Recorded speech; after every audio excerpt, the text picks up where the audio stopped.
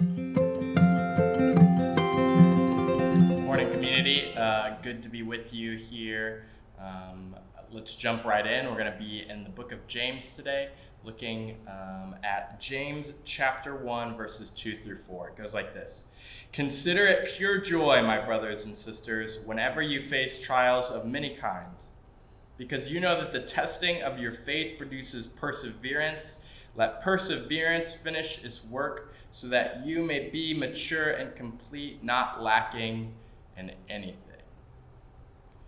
James was, I would say, for my junior high school years, James was one of my favorite books of the Bible. I spent a good chunk of kind of my time of my life in that kind of season, where I would just read through James every day, because it's only a 4-chapter book. It's super great.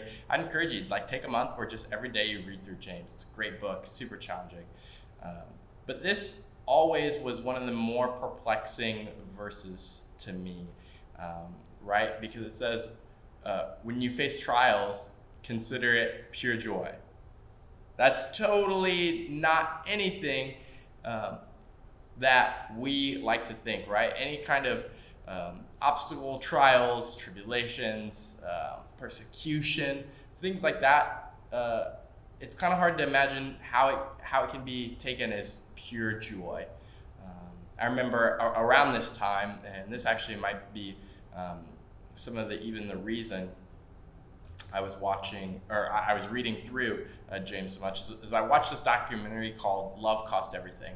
Would super encourage you to take some time. It's a little dated now, but I still think it speaks very powerfully. It is about the persecuted church around the world.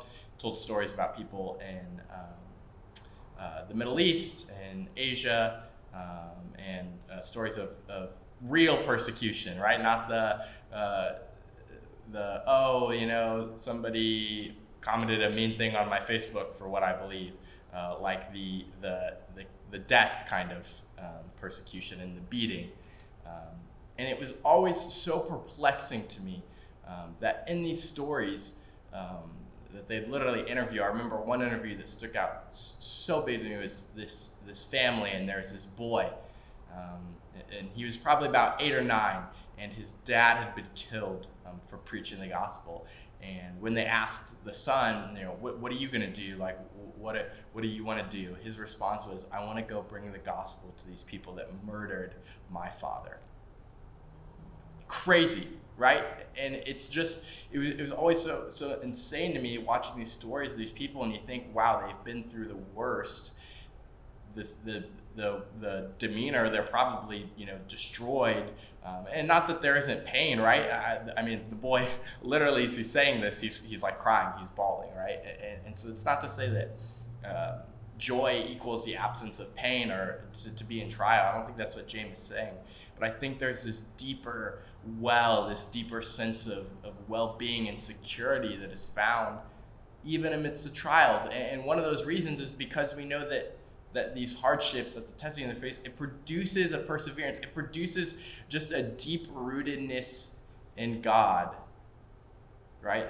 That lasts, that can outlast really hard times and hard things. This is something you see a lot of the underground church, and if you hear stories and interviews like this, right? There's just this kind of deep well of faith that these people have.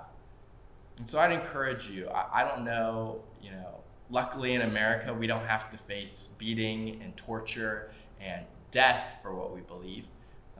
But that also doesn't mean that there aren't hard things that come up, and that there aren't trials and tribulations in our own lives. And I think sometimes it can be so easy, specifically here, sometimes the mindset we see in the church when these things happen is kind of like a pity party. Like I'm so persecuted, I'm like this person, they're taking away my rights, and we just kind of complain and bicker. And I think this verse in James, and we could learn even from the broader church, in the way that in these situations, they don't choose the bitterness. Instead, they choose joy. And they look at it as a way of, God, what are you doing and what are you shaping in my life today? So that's my encouragement for you day. I hope you have a good day. Talk to you soon.